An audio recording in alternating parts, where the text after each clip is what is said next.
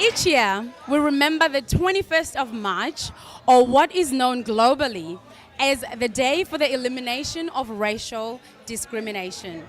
Here in Australia, we observe this day as Harmony Day, taking place during Cultural Diversity Week. Now, during this very important week, all Victorians are encouraged to celebrate diversity through cultural exchange. And here we are today in the heart of Melbourne City at the Immigration Museum, where one of our favorite festivals, One Beat One Love, is underway. One Beat One Love is a platform created by the Victorian people of African descent, working closely with the City of Melbourne, Immigration Museum and Victorian Multicultural Commission to showcase their excellence, to share their stories through cultural diversity, and most importantly, to invite others who are outside the African heritage to come together and celebrate what it means to be a proud Victorian. Now, as you can see, the festival is underway, so let's get around and talk to some people.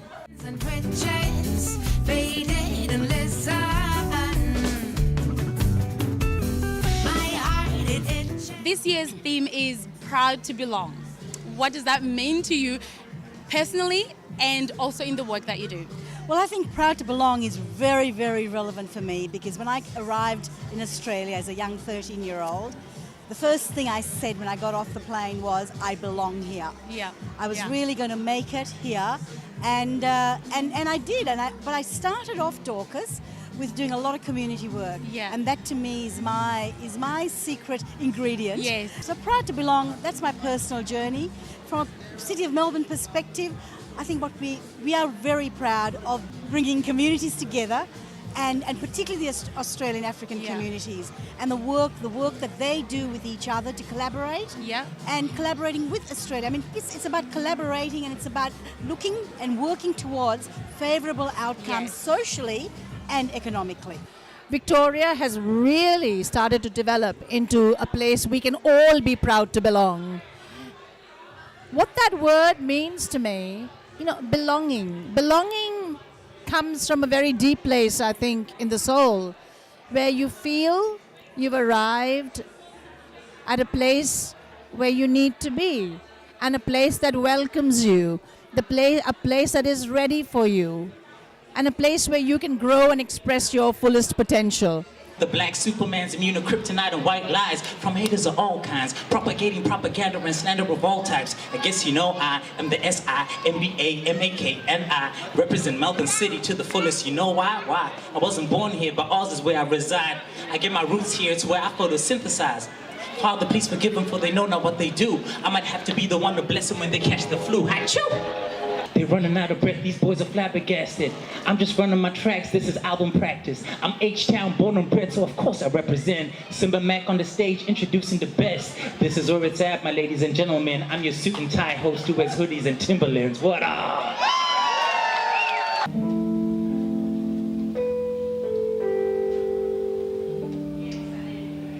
See me, I'm a co-trainer. And I'm at a stage in my life where I'm really starting to enjoy those oldies. I'm becoming far less consumed by lonely, feeling more scarred than I do open wound, and I think they call that happiness. You see, I've broken off from what I once knew, traded in my basketball shoes for a pen and some paper, hoping to bleed enough truth to drown out my insecurities. And I did it. Tell us a little bit about the venue and what you guys do there. Well, it's a perfect place for people to come and join and play.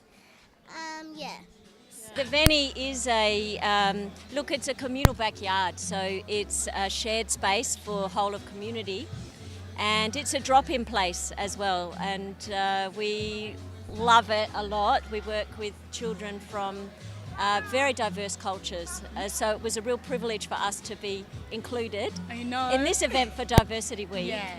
We hope you enjoy our film. My name is Abby. The venue keeps us together as the community, being friends together and playing. Our film is about how much we like each other and how much we can bring us together.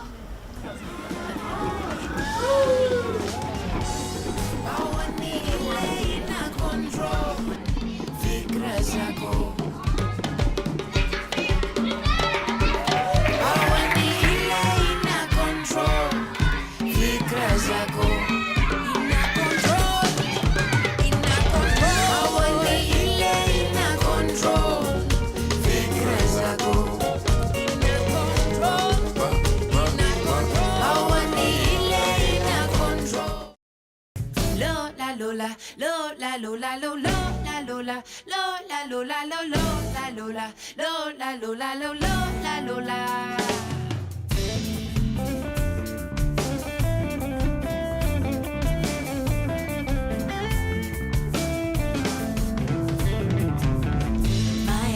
Whispers in between the walls, closing in on us. Let me be little. So if you want to do, you know, these things on your face and you don't know how to match your color, I suggest you talk to Ajua. Ajua is my name. I'm representing XM Cosmetics and Exceptional Makeup and Beauty. And we do everything makeup, including making sure that you have your color matched, right? You know, I know that's a bit of a problem when it comes to, you know, deeper complexions. But yeah, so that's what I do best, and I love every single bit of it. You heard that, right? And today Ajua had all these amazing cosmetics here, and you sell them as well, right? Sell them as well. All the cosmetics are available on our online store, XM Cosmetics or exceptionalmakeup.com. And we ship worldwide. Yeah, so we've got quite a range of things. We've got powders, we've got lipsticks, we've got eyeshadow palettes. We've got everything that you will need to complete a makeup look. So Bahati came about trying to support African designers across, you know, the Seven Seas, in Australia and the rest of Asia. So we're actually bringing across designers who've been there for a very long time, who've made a mark in Africa but want to explore other areas of the world, starting with Kenya, and then we were going across to Morocco and South Africa as well. Amazing. So we're online on websites and Instagram, and we're active there. So yeah, so that's how people can get us. So, in terms of the cultural diversity and the things that have been happening today, how did you come to be a part of everything?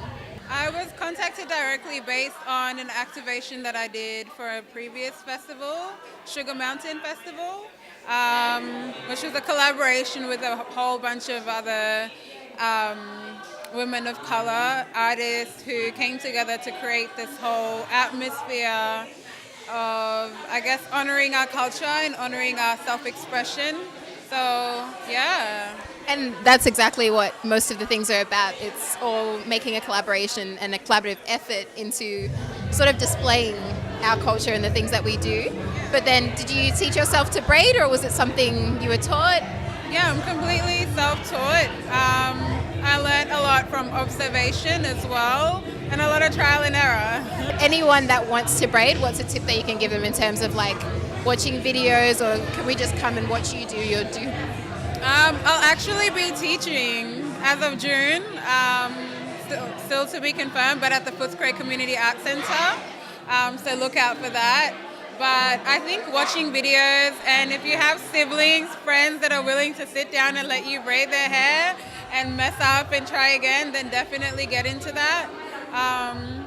But yeah, totally, it's just about observation, I think, and then practice.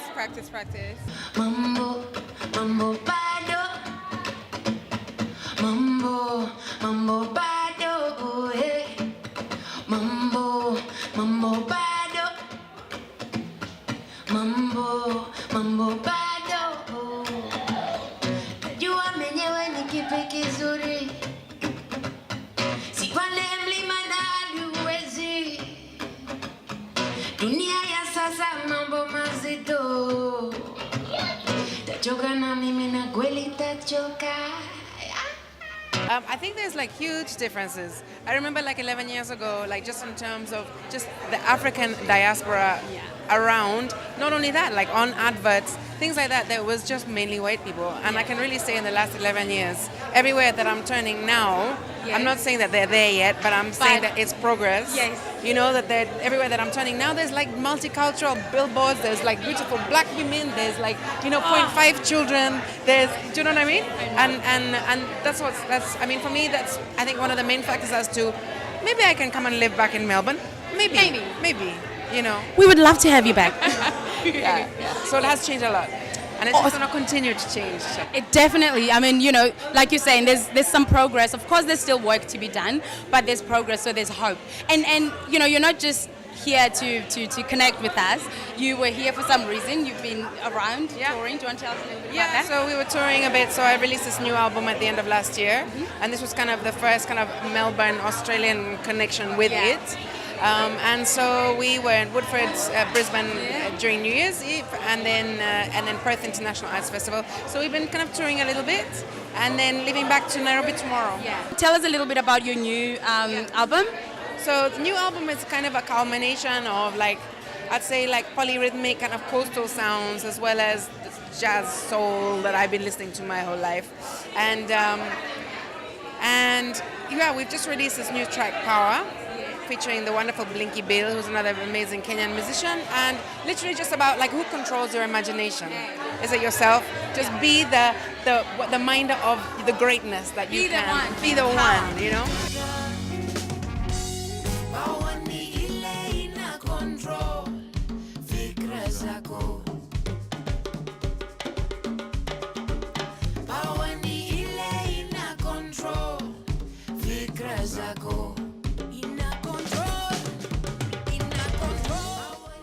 The most interesting thing is when someone meets you, and most of the people who I grew up with met on the street, most people met on the train, met at school. The first black person they ever saw in real life was you. I think my first week, I was at the bus stop, and I was on the way to high school, and there's a little kid and his mom sitting next to me, and the kid looks at me intrigued and just pulls his mom, looks at me, pulls his mom, and then he smiles and goes, "Mommy, I think you had too much Coca-Cola." And I turned around to the kid and I go, "No, I did. Don't drink Coke, it's bad for you." And then the mom laughed. But at the end of the day, that kid and that mom, that experience to them was positive. And I guess that's sort of what's driven me in terms of all the things I do. Because you gotta have a positive outlook and you gotta reflect a positive. How do you manage that work-life balance and making sure that the family feels just as important or more so than the career? I think it is really important that as a professional person, be it a woman or not, that you have a structure in your life. When you're a migrant, or commonly at times it's very easy to say, I'm a migrant, I'm black, I'm a woman, I'm basically a minority on multiple fronts. And sometimes we get so caught up in that mindset that it becomes almost a form of self-victimization. But I came in already with the mindset that I was a confident person, that I was somebody, and that I counted, and that I came from two parents that were literally the strongest foundation I could have asked for. It was my experience in Nigeria that taught me resilience. Being different and being seen as different, I was forced to adapt. And so I did the same thing when I went to Melbourne University, and I adapted to the new environment I was in. I always think back to a quote that Michelle Obama said about Barack Obama. And she said that when the door of opportunity opens, that he never closes it shut. He always keeps it open for others to walk in through that opportunity. And so I believe that I've had good opportunities, so I feel an obligation to also keep that door open, and that's why my wife and I founded the Incubate Foundation, to create opportunities for other young African Australians.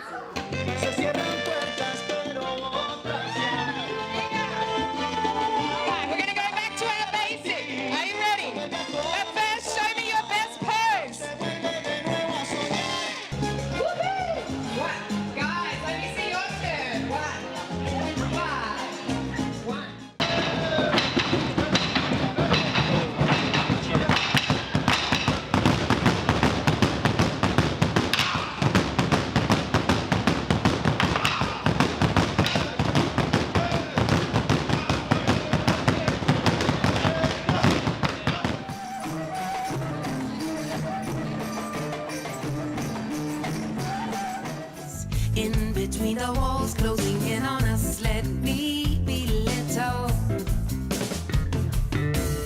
My heart whispers in between the walls closing in on us. Inside I feel alive. So the reason we started Afrocentricity International was because we knew wherever we went, you find African people who don't know their own history. Because we are disconnected from our history, we are disconnected from our ancestors. We have even written a foundations book. This book right here, it is being used in many parts of the world already right now for children. Ask me some questions about my life. Like, what's your name? How old are you? Where do you live? Blah, blah, blah. Do you want to do this? Yes. My name is Matilda. How old are you, Matilda? 6. Good. My name's Adora and I'm 10, turning 11 in May, the 1st. 2018. 1, 2, 3, 1, 2, 3, go. That's it. 1, 2, 3, top. 1, 2, 3, top. Bawat ni ile inagongo fikra zako. Bawat ni ile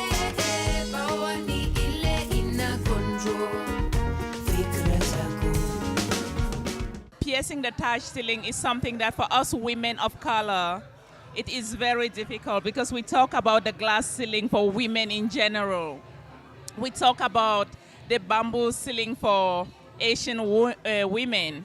And I think for the African woman and for the woman of color, it's about the Taj. And why can't we pierce that Taj ceiling? So Sahara is a passionate story, and it interweaves a gender story with a migration story. And some people thought it is about my story, and I've said, no, it is not about my story. It is many stories.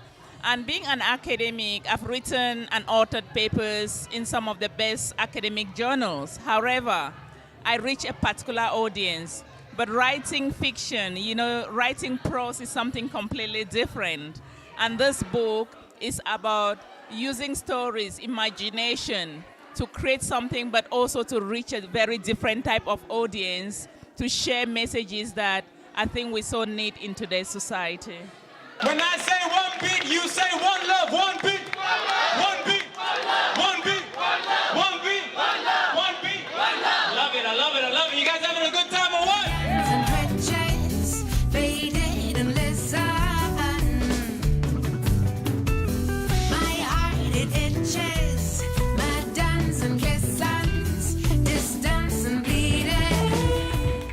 Just clap. Just clap.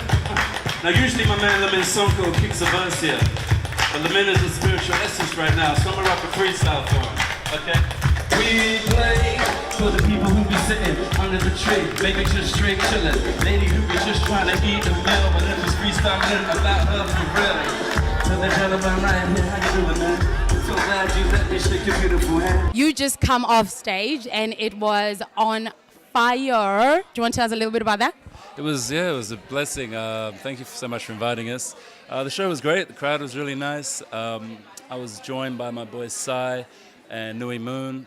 They have a project called Digital Africa, and Nui Moon's also in my project, or our project, called Cool Out Sun. So we combined our shows and just combined our music, and it was a really good vibe. Now you've moved it to another level. There's a course coming out at Box Hill Institute. Do you want to tell us about that?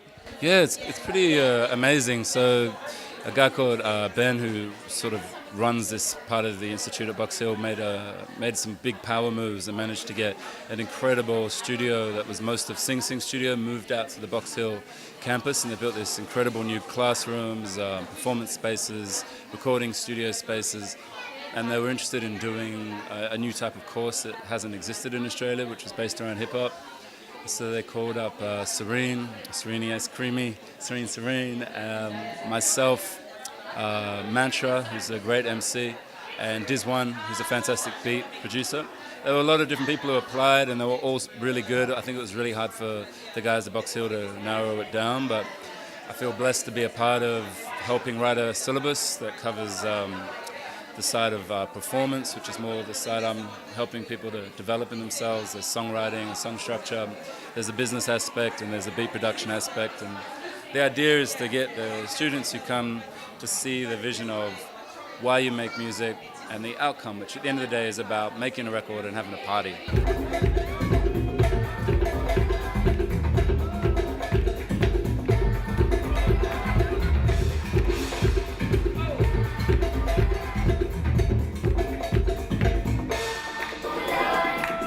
You vibing out to Digital Africa, man. This is beautiful what I'm seeing in front of me, man. Yeah, good, don't it?